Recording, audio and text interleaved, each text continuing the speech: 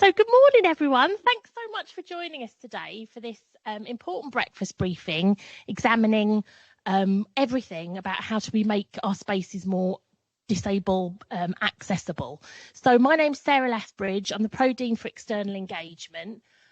We've got live captioning this morning happening over there. And if you've joined us online, hopefully Hannah's just put in the chat a little link so that you can follow the live captioning there too. So, yeah, just a little shout out to some upcoming events. On the 4th of November, we've got insights about the Welsh economy with Dr. Thomas Nichols, who's the Chief Economist at Welsh Government. So I'm really happy to host that session. And then on the 13th of November, we've got our next breakfast briefing where we'll be looking at the culture of innovation within Amazon Web Services, which should be interesting given recent events. And 3rd and 4th of December is just a little flag for our Doing Business in the Circular Economy short course. So next slide, please.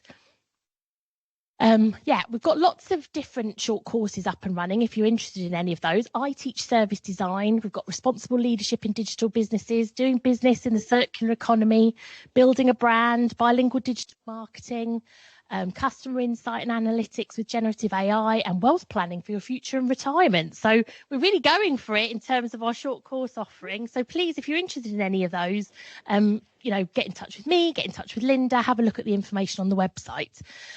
Always looking for brilliant people to join our fabulous Amber accredited MBA programs. We've got the full-time option, the part-time option. We've got the option with artificial intelligence. So yeah, there's information there if you're interested. Next slide, please. And part-time MBA, because it's for people in work, it's a really good idea to chat with the programme director about how it fits in with your working life. So Dr. Salume Tabari's email is there. Next slide, please.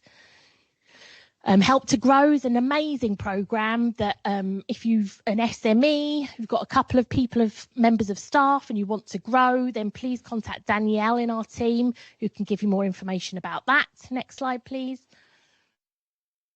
And we've skipped forward a few, but we've also got the 3rd series of our public value podcasts.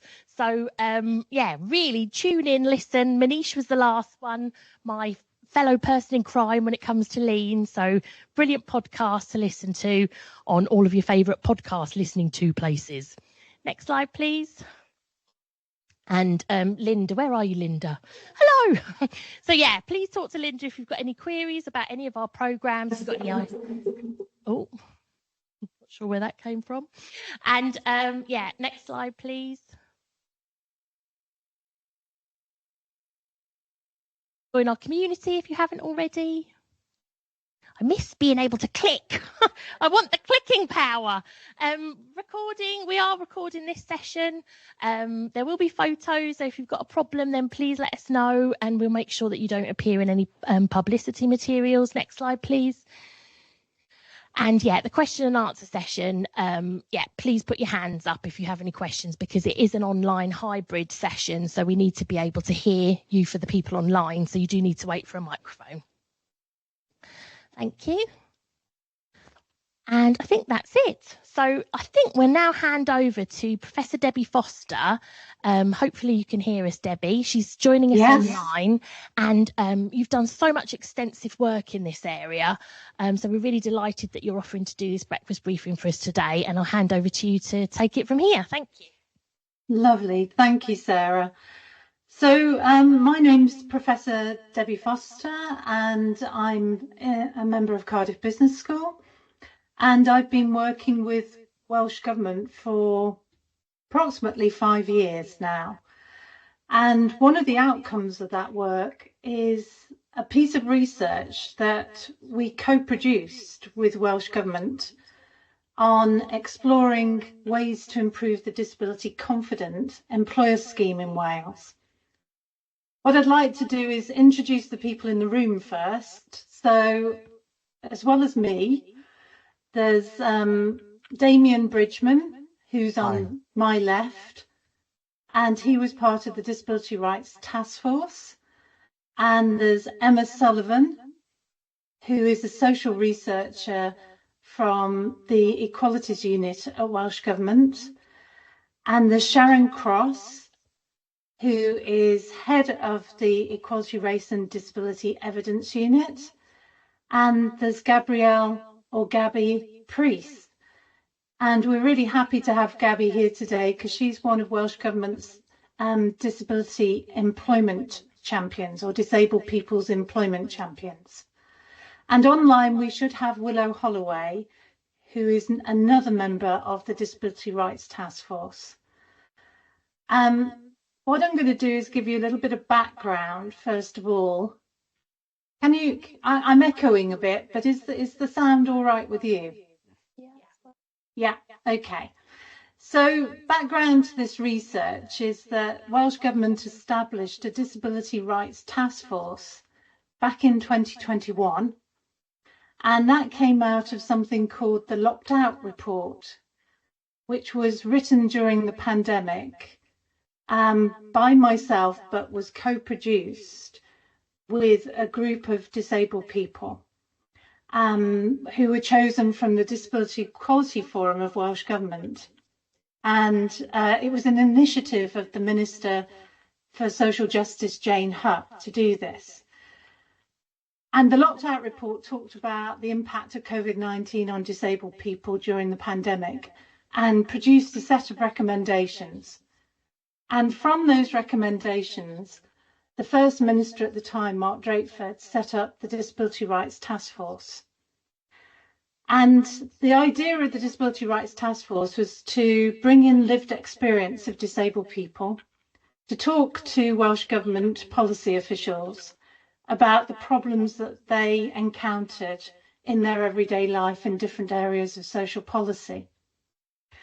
And the whole idea was lived experience was put at the centre of everything we did, and co-production was put at the centre of everything we did. And one of the issues that we discussed was disabled people's access to employment. And the disability confident kite mark came up as an issue out of that. And a lot of people who were participating in the task force, disabled people, expressed the view that they felt that it wasn't fit for purpose, the Disability Confidence Scheme. And the idea later was to think about ways in which we could explore that particular concern. And we set up a group to co-produce a piece of research, and this is what today's presentation is about. And a number of recommendations have come from that, which Welsh Government are now pursuing. So I'm going to pass over to Emma, who's in the room, and she's going to tell you a little bit more about this. Thanks, Debbie. Can everybody hear me online? Okay, just check in. Yeah. Perfect. Thank you. So you'll see on the screen kind of the latest figures related to disabled people in employment. So it's kind of just to give some context in which the current Disability Confidence Scheme operates. So these are the latest figures relating to disabled people in employment. And just to caveat, these figures here, they're not taken directly from our research report as they were the year ending 2024. So these are updated. However, the trends are broadly similar. So I appreciate the text is pretty small, but just to kind of say, so for the year ending March 2025, 52.7% of disabled people in Wales aged 16 to 64 were in employment, compared to 81.9% of non-disabled people. And the employment rate gap has generally decreased over time, although, as you can see, disabled people continue to have an employment rate that is 29.2 percentage points lower than non-disabled people in 2024 to 2025. And in addition to this, in the last year, 14% of disabled people or people with a limiting long-standing illness lived in a household in material deprivation, compared to 10% of those who are not disabled. And there's a stat here on the pay difference between disabled and non-disabled people in employment, which stands at 7.8% or £1.18 per hour. These stats are taken from the annual population survey, and they were recently reported in our recently published Wellbeing of Wales report, which is available. I've put that report in the back of this slide deck, so you'll have access to the full report. So we're just going to move to Sharon, if I may, just to talk us about the rationale for the research. Hi, can you hear me online? Yeah? Okay, so if the next slide, please. Okay, so it was nearly 2 years ago now that we embarked on a new project to prototype co-production in the context of government social research. The rationale for this is that we really wanted to learn in my units about integrating more lived experience into our work and expertise. And our colleagues on the Disability Rights Taskforce in Wales kindly agreed to take part in this work with us, which has been going on for quite a while now. So thank you again. As part of this work, we agreed to co-produce research on the Disability Confident Employer Scheme following the Taskforce recommendation. And this would include consulting with key stakeholders in Wales about what reform of the existing scheme might look like, and also publishing a co-produced findings report in a government social research format together co-productively. Thank you. And I'll pass back on now. So the next slide is Willow, but I'm not sure, is Willow on the call? Not sure if she is. I can take us through this. So if we move to the next slide, which is about the Disability Confident Employer Scheme. So some of you may be more or less familiar with the scheme, but just to give a broad overview. So the Disability Confident Employer Scheme is a UK-wide scheme and is delivered by the Department of Work and Pensions. The scheme aims to get more disabled people into employment and reduce the employment gap between disabled people and non-disabled people. The scheme has 3 levels, which employers are encouraged to move through to the highest level to achieve a disability confident leader status kite mark. And the scheme aims state that being disability confident is an opportunity for employers to lead the way in their community and to discover skills and talent they cannot do without. So I'll just take you through kind of the methodology for our research where we were exploring the scheme. So can I have the next slide, please, if that's okay? Thank you. So in July 2024, the research team co-facilitated 3 focus groups, which were made up of Welsh employers, the majority of whom had achieved that level 3 disability confident leader status, disabled people's organisations or DPOs, and representatives from impairment groups, as well as trade union representatives, including TUC Cymru. There were 25 participants in total across the 3 focus groups. In addition to this, there were 5 DRTF working group chairs and a PhD student who acted as facilitators and co-facilitators, and they fed into focus group discussion given that they brought lived experience and expertise. Participants were chosen to represent a range of different experience and knowledge of the current disability confidence scheme and also employment issues broadly affecting disabled people. The focus groups were held virtually to ensure the research was accessible. It should be acknowledged that this research, we didn't aim to fully evaluate the current disability confident employer scheme, rather to explore the options proposed by the DRTF working group recommendation. And just to say a little bit on the analysis, so from the focus groups, captions were recorded, so a transcript could be produced for each focus group. The data collected was anonymised by a Welsh Government researcher and then shared with a member of the co-production team who acted as a co-analyser before sharing initial findings with the wider co-production team. Thematic analysis was undertaken and the researchers followed the 6 steps of systematic thematic analysis as described by Neem et al., which was developed by the Braun and Clark technique. So that's just broadly on the methodology, and I'll just move to give an overview of what we found. I can move to the next slide, please. So as kind of we talked about, there are 3 levels within the existing scheme that employers can achieve. And many participants across the focus groups agreed that the level 3 leader status was valuable because achieving it required external assessment by another organisation that had already gained level 3 leader status within the scheme. The lower levels of the scheme, so levels 1 and 2, were not considered robust enough as employers are required to self-assess at these levels and there is no external monitoring, evaluation or accreditation. As Debbie mentioned in her introduction, it was described by many as kind of a tick box exercise. This came up a lot in the analysis.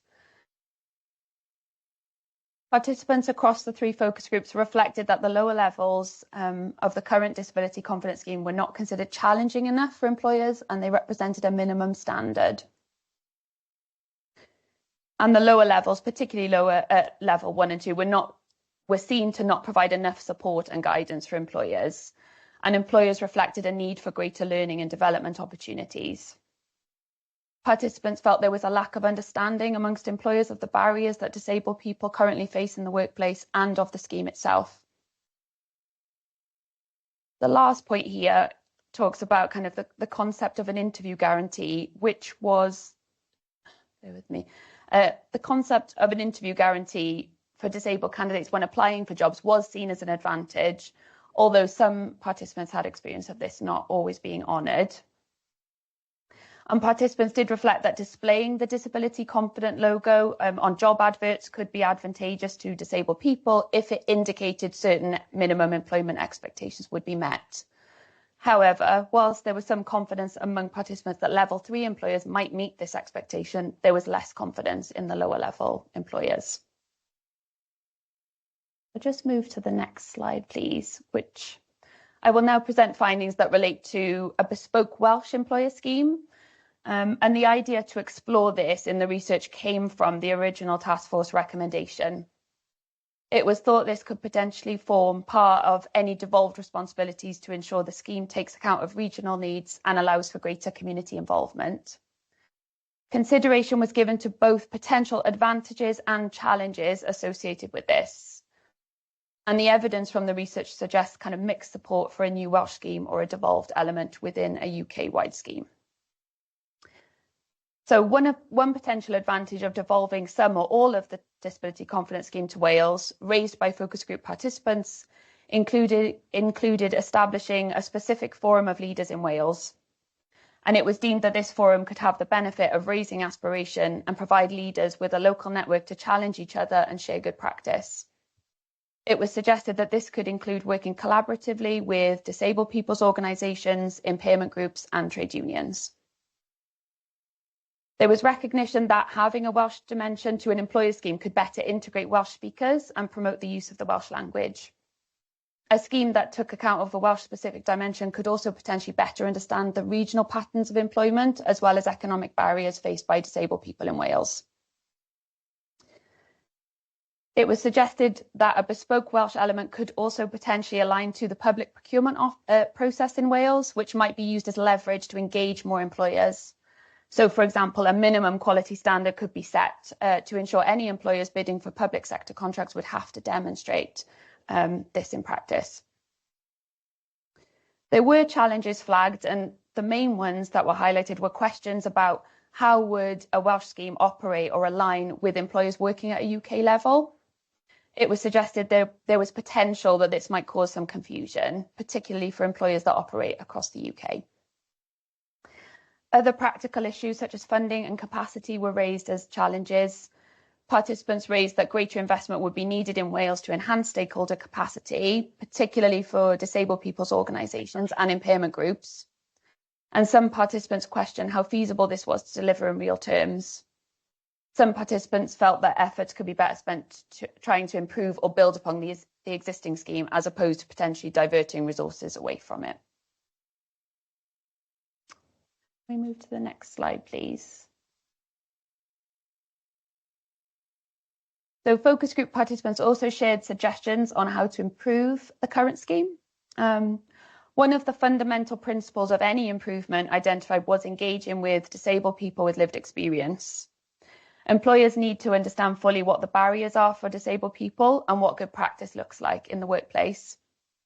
It was deemed to be necessary for the current scheme to set higher aspirations for change across all levels. Additional resource would be needed, such as staff, funding and capacity among stakeholders to address the problems identified by the research and ensuring any improvements were sustained and meaningful. One example proposed was that disabled people's organisations could be provided with additional resources to work more directly with employers to provide bespoke advice and guidance.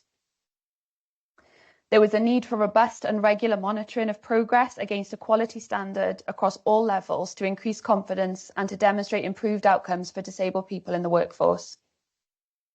There was a need for independent evaluation at all levels where people with lived experience could potentially play a role, given that they are the assumed beneficiaries of the scheme. There was a need for increased engagement at a regional level between DPOs, disabled people's organisations, third sector organisations, employers and trade unions. And also it was flagged that those organisations could be working more closely with Welsh Government and particularly the disabled people's employment champions. It was suggested that DPOs could potentially form an advisory board with Welsh Government and build on the work of the disability champions to undertake evaluation activity. So can we move to the next slide?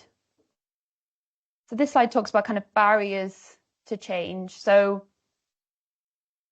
participants, had lots of kind of the ideas around how to make improvements, but there were barriers flagged. So this issue of stakeholder capacity, particularly kind of disabled people's organisation, reflected that they currently had very limited capacity to get involved without additional financial resources.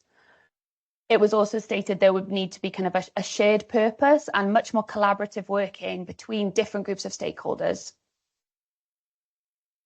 And participants reflected on the role of the DWP, given that the current scheme ownership resides with them.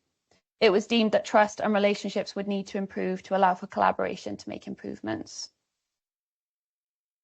Trade union representatives who participated reflected they would like greater involvement in a future scheme.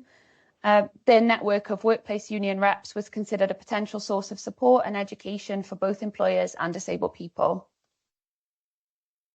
It was also flagged that another barrier was current legislation, which was seen as a broader structural obstacle.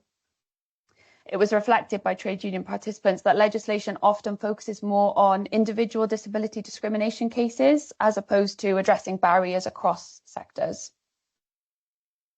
Despite these barriers, however, participants across the focus groups shared ambitions for stakeholders to be working together more in the future to collectively identify solutions. So that is kind of a bit of a whistle-stop tour of the report.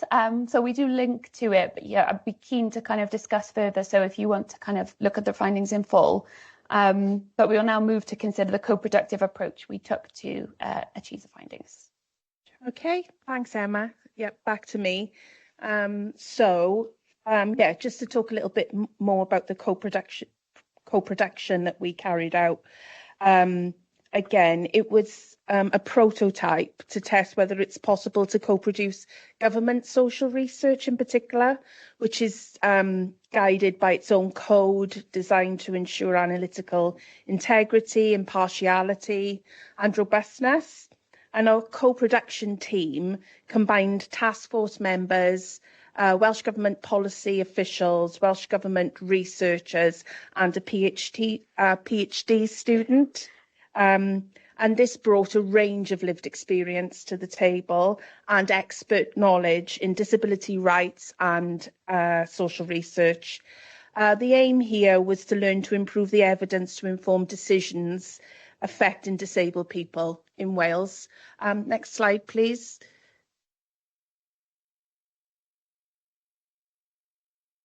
Yeah, so what this meant in practice, so we looked to scope the research topics together that we were exploring.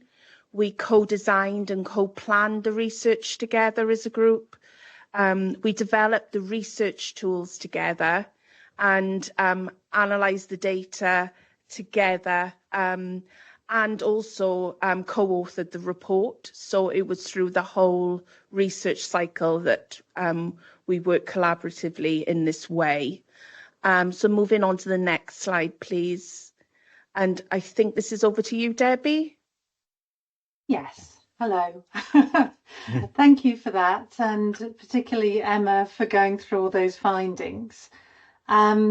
What I wanted to do here really was go around the group and ask people about their experience of co-production. So, I mean, I'd like to bring Damian in first and ask Damian to just reflect on that experience, because this was doing research very differently to the way that research is done both in Welsh Government and in the academic sort of environment. And Damian was a member of the task force. So Damian, I'll hand over to you. Thanks, Debbie. My experience of doing this co-productive research was we had to basically all go in with a very open mind, because there was multiple views of what co-production was. So actually we had to coalesce behind actually what is co-production, how far are we going to go. And very early on we decided that we were going to really stick to how disabled people see co-production, and that was to try and really embed us in all aspects of the research process. And yes, it did come up with some barriers, but we overcome them by working together as a team, and we really have. And actually, it was a hard process. Yes, we had to overcome some challenges, as I've said, but actually it was a really worthwhile process. And actually, I think coming out of that, we've got some really good recommendations that could actually see us do things really significantly different here in Wales. And for me as a participant, because I was brought in quite late into the task force to take on the housing elements, I really enjoyed the process. And I actually was a bit skeptical at the beginning about how research was going to be done with Welsh Government. I'm going to be honest about that and say I was able to explore all of that with my colleagues that I'm here with today, and we basically really came together as a team. And I personally believe co-production should be the way that social research is taken forward here in Wales. Thank you. Yeah. And I mean, one of the principles that we all tried to adhere to was the idea that lived experience was leading the research. And there's a slogan in the disability rights movement, nothing about us without us. And that was really central to everything we did in this research. And I mean, this was a new experience really for the government social researchers as well. And for me, you know, in that context, I'd done co-productive research with the legal profession, but I'd never done it in a government context. And I think it was a very different context for me, very rule bound. And, you know, both Emma and Sharon are civil servants. And, you know, there are restrictions on the sorts of things that they can do because they're bound by a code of practice. So, yeah, I'd like to just ask Emma and Sharon to just reflect for a minute about your experiences of this co-productive research. Yeah, thank you, Debbie. It's so nice to hear your comments on working with us and the value that you've got out of this project. Just firstly, I'd like to say I learned so much from having the lived experience and yourselves around the table. I really enjoyed the work, and also we've made colleagues, you know, good relationships on the back of this. And I felt that the co-production really brought about the true value of collaborative working. So idea generation, greater thinking power, but throughout every stage of the project. And, you know, as I said, the co-production was through scoping all the way to presenting today. And I think because of the people's knowledge and experience that we had, I felt we were able to produce better scoped research that's impactful. You can see what we've produced. We had better engagement with research participants by having everybody as part of the project. I think we were able to better understand the rich qualitative data that we got back by looking at it through disabled people's lens, and, you know, having different views on it as well collectively. And as I said, and now we're able to cascade the learning together too. as you said, within government social research, I'm working in the civil service generally. Of course, there's codes and rules that we're bound to. And I'd just like to thank you for being patient with that, because it does make things take longer than you would normally expect. So you had a bit of a look into the life of a civil servant as well, didn't you? We did. Thank you. Yeah. What about you, Emma? Yeah, I agree with everything that's been said, but I was thinking about this over the last 2 weeks. I've found it very meaningful, and I've learned so much about the social model of disability. I knew about it before, but I'm a non-disabled person, so I think I learned so much from that I'll apply to all my work. I have a different lens of way of seeing things, so I'm grateful for that learning, that combination of the skills around the table. It's invaluable, isn't it? We talked about this yesterday. The quality of the output is so much richer as a result because of the combination of all the skills we all brought. So, yeah, I'm grateful for the opportunity to be part of this project. It's fantastic. Yeah. I think one of the other things for me was that we knew from the outset that this piece of research would be published and it would go out under Welsh Government's name. So, we knew that even if there were mistakes, we had to come to some resolution because there had to be a publication at the end of it and an output. And, that was important. And also, I think something that people need to understand is that we had people come in and talk to us about things like working methodologically with disabled people. We had some speakers come and talk about the research they'd done with disabled people's organisations and working collaboratively and co-productively. So it was also a learning experience for everybody that was involved. And it was a little bit different for me from doing straight academic research as well. So, it's been an interesting experiment from that perspective. But I mean, in terms of wider impact, we've also, been engaging with the government, central government, about them setting up some co-productive mechanisms to take things like the reform of welfare forward and PIP. And that they want to understand the lessons learnt from Wales and this little experiment here. So I was going to just hand over to Gabby, actually, because Gabby is a disabled people's employment champion. And am I right in thinking there's 5 of you in Welsh Government now? Yeah. And you will be better explaining your role than I will be. Thank you, Debbie. Can everybody hear me okay? Thank you. It's lovely to be here today. I'm really thrilled to be able to come along and join this panel. So could I have the next slide, please? So, as Debbie mentioned, we're a team of 5 disabled people's employment champions. We're a really passionate team about what, we feel very, very strongly about what we do and how we advocate for disabled people, particularly in employment. And I suppose what's very special about our team is that each one of us has that lived experience. We each have, very particular areas that we're very passionate about. In my case, I've got a disabled son. We've got a 12-year-old son with Down syndrome. So for me as a parent, I just wanted to say that, I'm doing all that I can really to make sure that he's got the best opportunities in education, in sport, socially.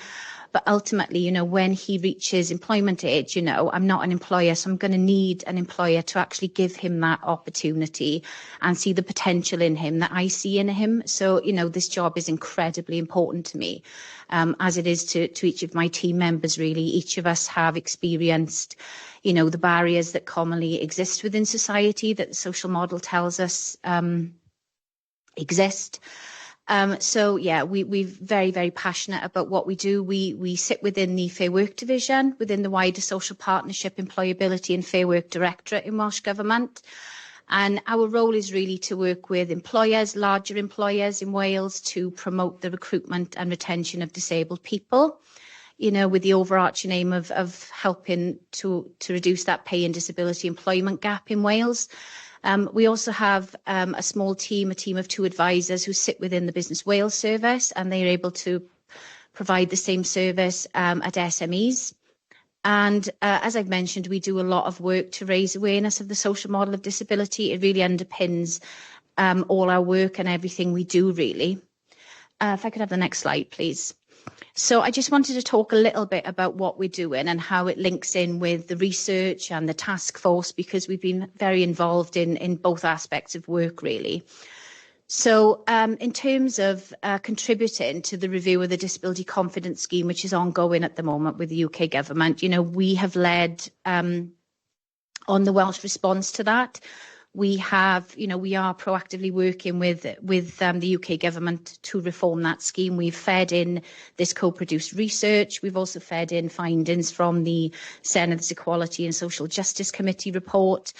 And we're working with employers, and we are actively encouraging employers to move up that scheme, particularly to leader status. That's where we feel the value is, that we believe everybody should be striving to be that in Wales. And we want to make the scheme more robust and credible. So I'm really pleased to sort of announce that we are in the process of establishing a Wales Disability Confident Leaders Forum, which is one of the recommendations that that we heard earlier. So the aim of that forum will be to bring together key stakeholders who have achieved the disability confident leader status, and perhaps aspiring leaders, to share and spread good practice, but also use that peer-led learning to encourage other organisations to progress through to leader status as well. Welsh Government is a disability confident leader, so we're in quite a unique position in our team that we can actually do that validation. And within our team, we do that. We're working with a number of public sector organisations at the moment to validate their level 3 submissions. In terms of, our focus at the moment is particularly on the public sector, and the reason for that is we really feel that they should be leading by example. There are larger employers across Wales.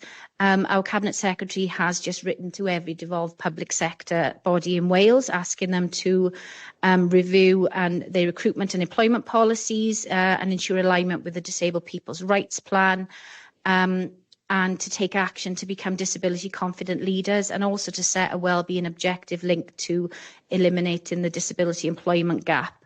So as well as that, we've also developed a suite of resources for employers. I've mentioned we do a lot of work raising awareness of the social model of disability.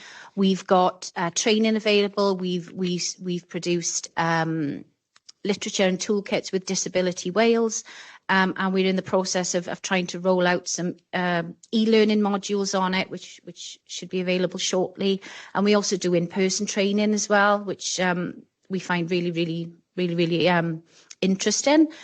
And finally, we are working obviously in social partnership to deliver fair work. So we use our social partnership structures across Wales to work with employers and trade unions to promote fair and inclusive workplaces, and to ensure that employers are aware of those legal responsibilities. So it was just a little sort of plea from us, really. We are a free service across Wales, ourselves and our colleagues in Business Wales.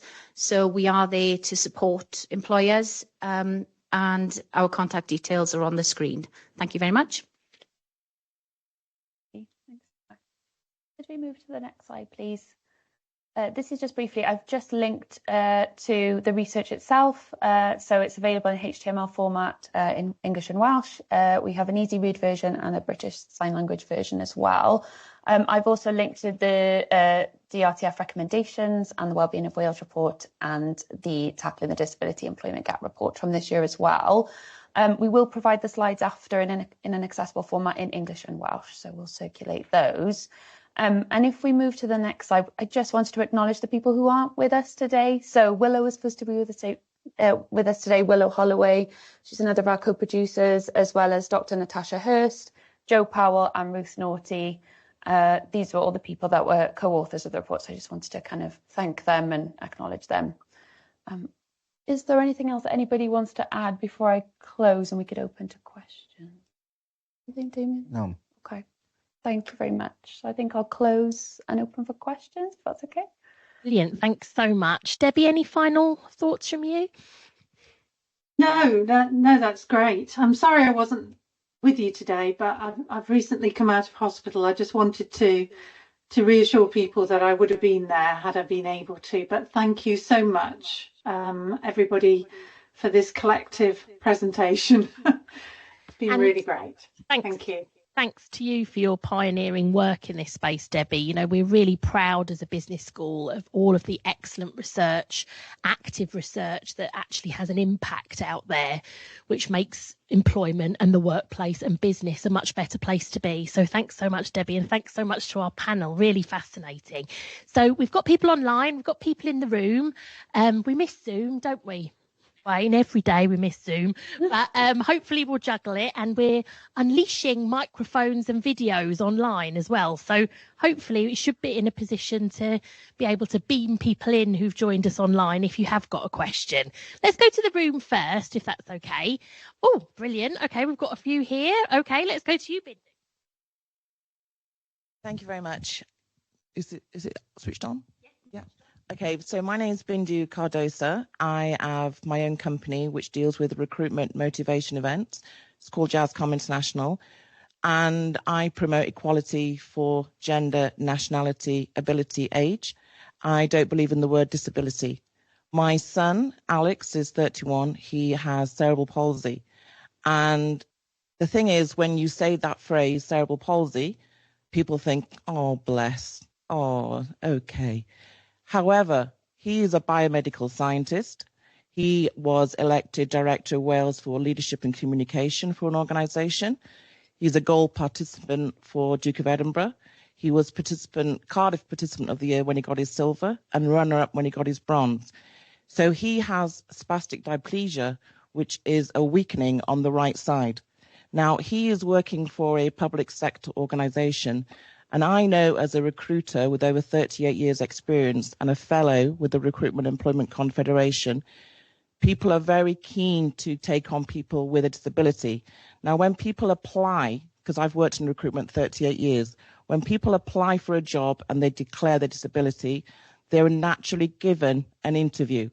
So it's all well and good having conversations and social research and help from the Welsh Government and studies. But the end of the day is these people need to have a salary, need to have acceptance, need to have opportunities to rise up the career ladder. So he is in a job where he's overqualified. He's been for 10 interviews and he's always been told, yes, that's lovely, because he puts on the application cerebral palsy.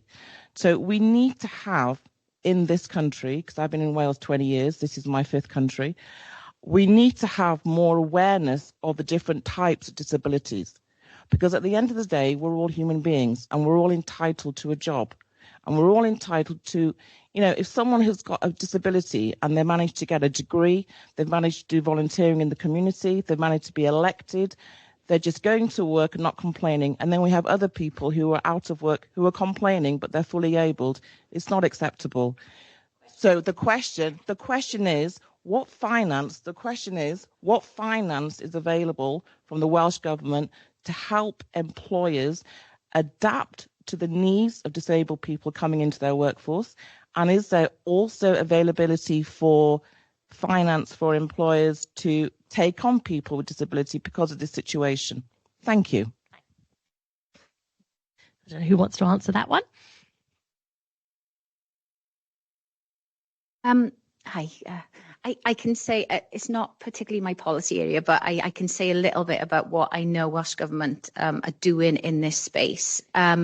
So we are sort of redeveloping our employability support programme at the moment, you know, and there will be an element of supported employment as part of that offer. You know, we've learned from, you know, lots of valuable projects like Engage to Change, you know, and we know the importance of sort of national job coaching and things. So there will be an element of that being developed into the new programme that is being developed for Wales. in terms of obviously the government support that we promote is primarily through the Access to Work scheme. Obviously, this is a UK government scheme. You know, we are aware that there are delays with the scheme, but it is still sort of the largest pot of funding that is available should people need adaptations over and above reasonable adjustments in the workplace, which are ultimately the responsibility of the employer.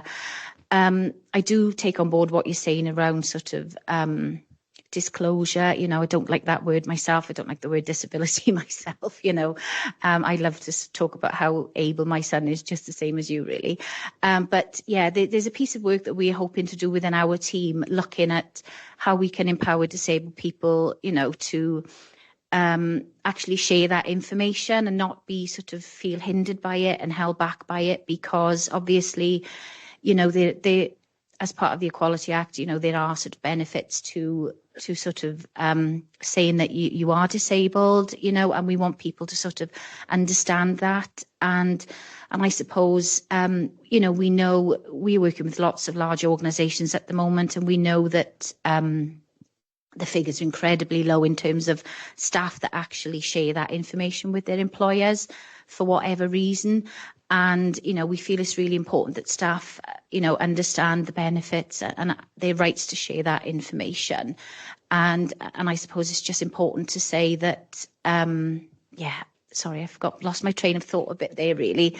But in terms of other government support, obviously there's lots of different organisations, you know, in Wales that do great work. You know, I appreciate projects come and go as funding pots come and go.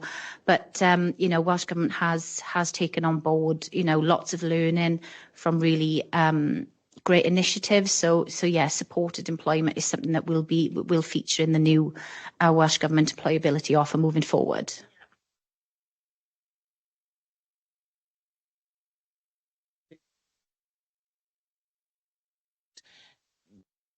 You know, when you disclose, and I've spoken to lots of companies and people looking for work since I registered my company, people don't want to take on the board of taking on somebody who's got disability because it's a lot of work. And then people who are disabled are trying to get a job, and they are studying and they're academic, but they're seen as a situation. I'm trying to be very politically correct. I'm also a very well-known motivational speaker. So my son's not asking any help from me. He's very dignified. He jokes about everything. But the fact of the matter is there are a lot of people out of work. And also with this current immigration situation, that's the situation. So it's great to talk about things, but we all need to put food on the table. So thank you very much. Thank you. Any questions online? Oh, Dawn. Thank you, Sarah. Thank you very much for your presentation today. I have a question about differentiation, because when you were giving the statistics, you didn't differentiate between those who can and cannot work due to their physical or mental disability, and you didn't actually mention the I know that you can't really go into far too much detail because obviously it's a short briefing. But what are you defining as disabled? But also, when you're looking at the report, did you look at how this lady here has just mentioned immigration. My son is an Arab. He finds it very difficult to get a job, and he's not disabled because he has an Arabic name. And I know there's a lot of prejudices and everything, but when we're employers and we're wanting to employ people, we have all of these different things going on, and it's all of this thing. And it's how do we, as employers, help those who want to help themselves, but also help facilitate an environment that allows people to thrive when our insurances are also going up and national insurance is also going up, and the burden is on us. And if we have to guarantee an interview to someone who has a disability, if we know that they're not right for our environment or our culture or the subjects we're writing about, but we have to guarantee an interview, that's a waste of our time if we know they're not going to be a fit. What can you help with all those differential? I know it's a loaded question, but Sarah's used to me. No, it's okay. I think on the first point around the well-being of Wales, I don't know if we do differentiate. It might be something we could check, because I don't think we do differentiate in terms of, you talked about different. Yeah. Yeah. Yeah. We can manage that very differently. Yeah. And they require lots of. Yeah. I think sometimes the statistics, we're not able to drill down to that level of information, which is really frustrating because of the small numbers in the population. But we did provide a link to the report on the slide, so by all means have a look. But I haven't got. Oh, I will. I'm a writer. Sorry. Thank you. Yeah, thanks so much for all the links, and we'll make sure that we send everything out to people after the event, everyone who's registered. With Julie, are you okay to turn off your mic and ask your question online?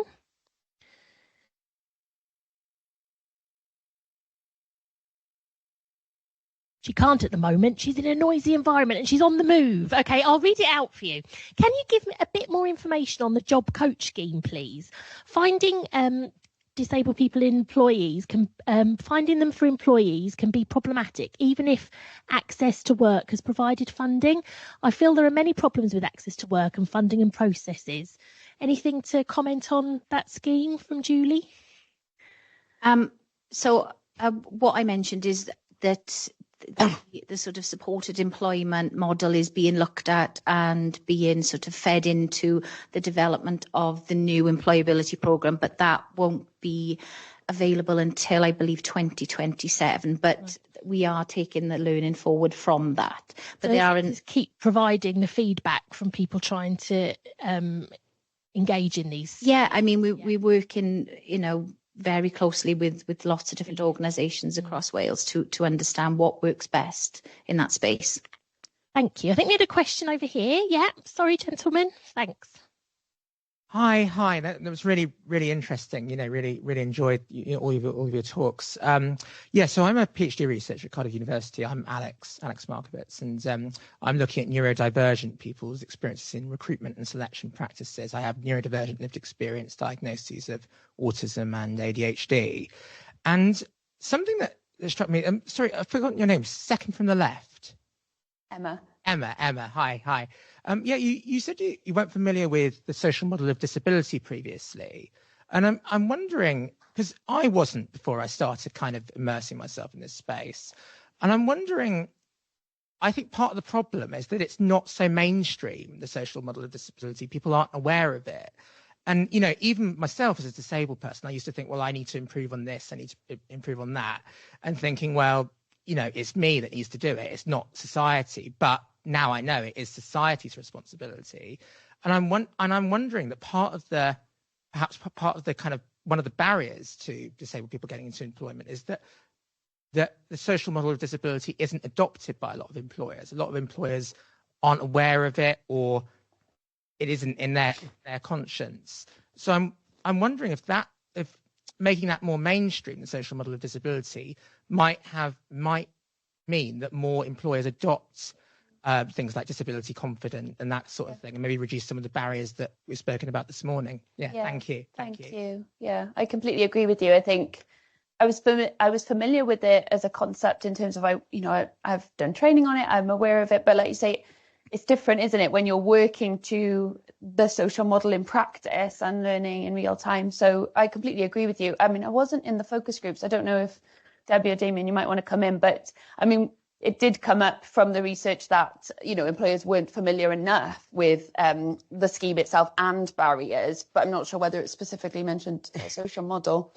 It did come up in the research quite heavily, but also it came up when we were doing the task force that we need to engage employers around what is the social model and how do we do that. And one of the things that we were tackling quite early on when we were doing the task force is actually, should we do it as a sort of societal campaign?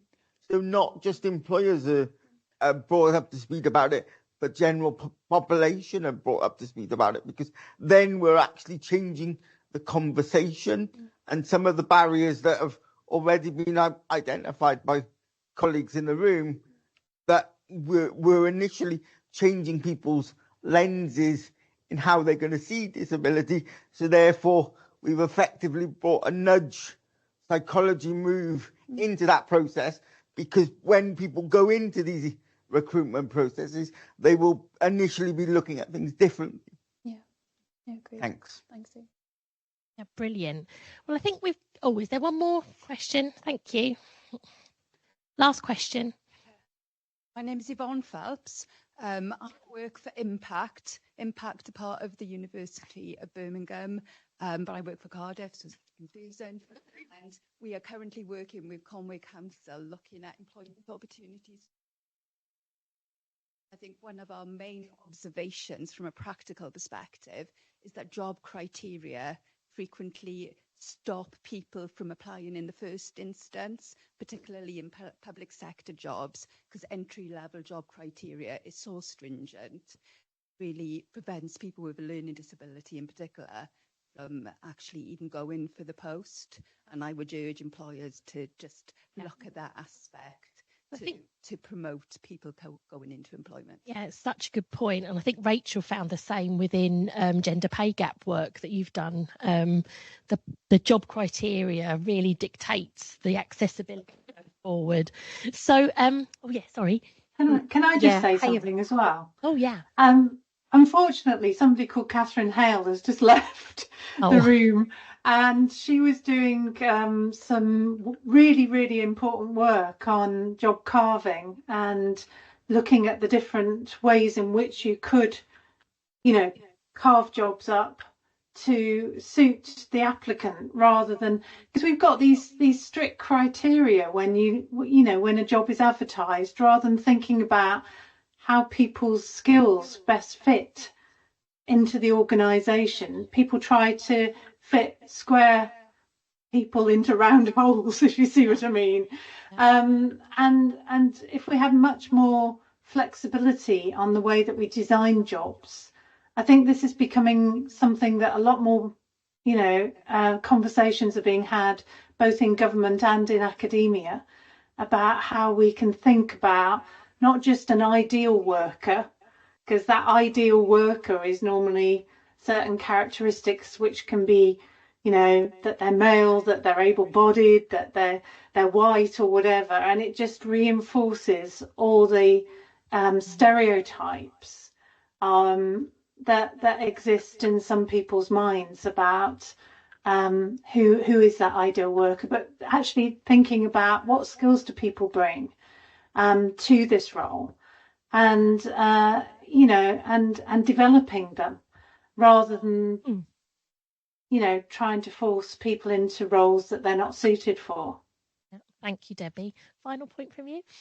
I just wanted to sort of reiterate what Debbie said, really. So, a lot of the work that we are doing, particularly with the public sector at the moment, is around that, advising them to be, more flexible in terms of, job descriptions. We're providing advice on their recruitment services and practices, and job carving is something that we always promote. I've met lots of people that have, talked about barriers in applying for jobs, and they've been able to do 95% of a job description, and the employer's too rigid in the sense that they won't look at that other 5% and just put that piece of work somewhere else.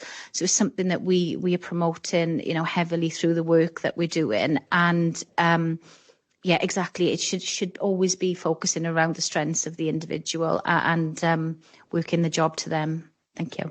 Yeah, just before we wrap up, I just wanted to mention, because a lot of the questions are kind of asking about Welsh Government actions in this area, just to make you aware of the Disabled People's Rights Action Plan.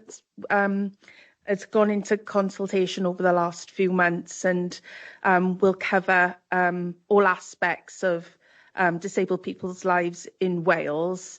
So just to make you aware that is a really big cross-cutting plan that will have employment within it, and put the social model of disability at its heart. I'm not a policy official, so I haven't got loads of information, but I just thought that was missing from the conversation. Thank you. Yeah, and I forgot to mention that I was co-chair of the task force, and therefore had quite a big role in the plan. So thank you for bringing that up. Yeah, and follow Debbie on LinkedIn as well, because you post lots of important work that you're doing. So you're a really good touch point to connect with if interested in this area. So thank you so much for joining us, everyone. Lots of you might know that I care about lean thinking and more recently service design thinking, and something that I've really been getting really interested by is universal design and the concept that actually if we design processes for disabled people, we increase the accessibility and inclusivity. We make the service better for everyone. Yeah. It definitely was something that we found on our MBA. We were really privileged to have a blind student who joined us for the MBA. His experience on the programme increased the quality of the whole course for everybody who was studying the MBA, and we learned a lot from his inclusion within that piece of work. So thanks so much for joining, and please stay in touch with the business school. Thanks so much to Debbie. Thanks to you all for your wonderful work in this area, and stay around and have a quick chat with everyone if that's possible. Thanks everyone. Thank you. Right.